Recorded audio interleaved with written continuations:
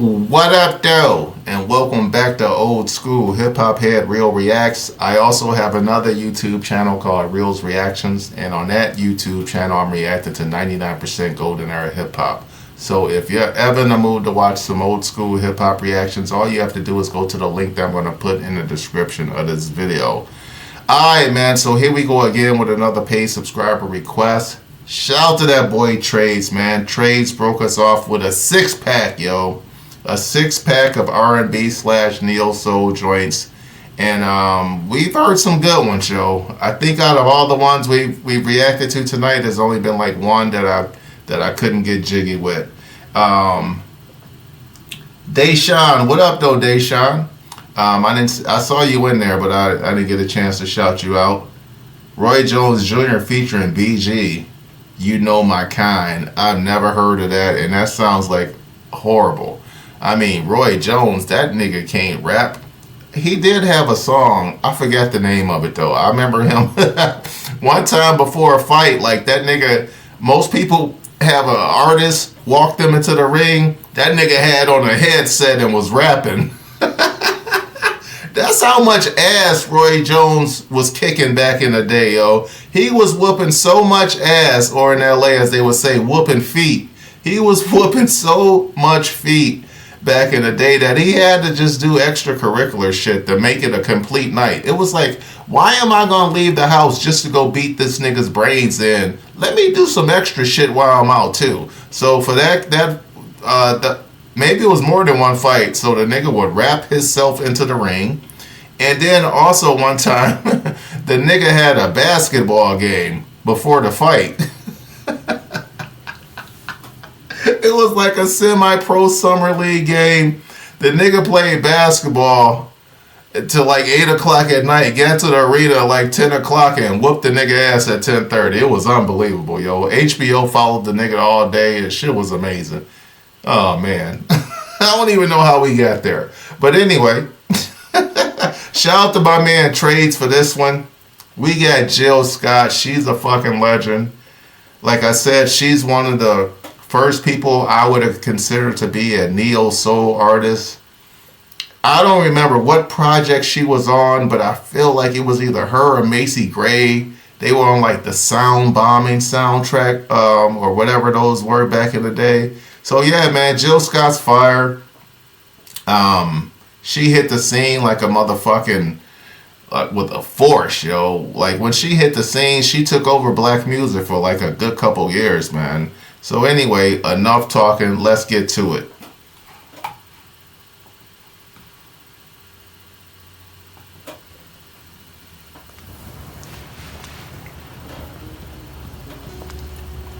This song's 18 years old. It's called The Way. Oh, yeah. Yep. This is on every black woman's playlist in the world, not just America.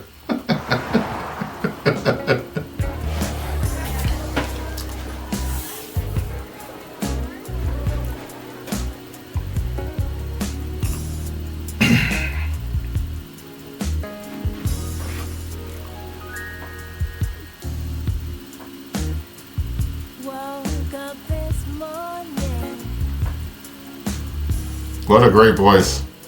With a smile on my face, jumped out of bed, took a shower, dressed,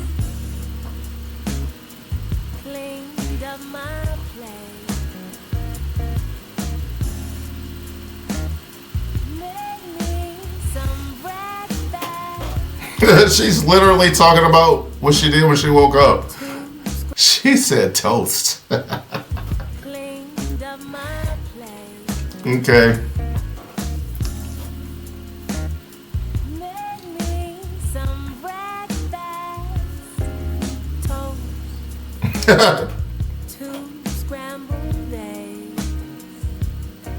Grits.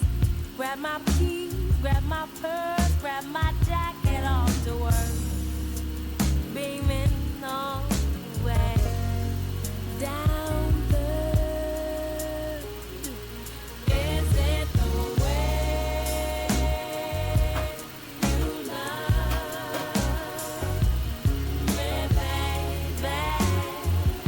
That's funny. We got another cook up classic tonight, man, with this Jill Scott song. And this is another song that I've heard countless times, yo. Never knew it was Jill Scott, though. Never knew it was Jill Scott.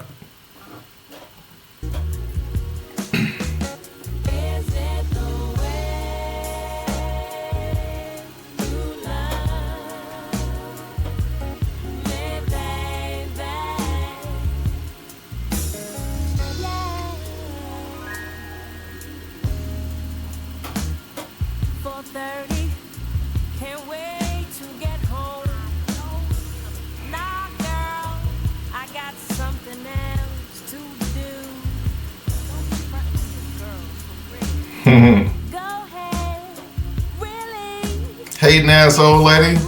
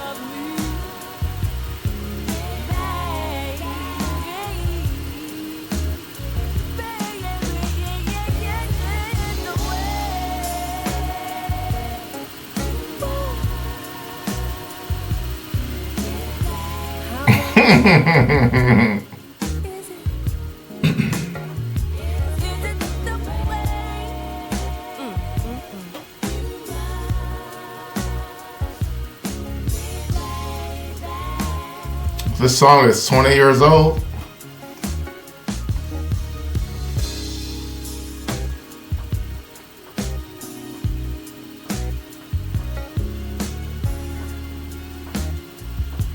Yeah.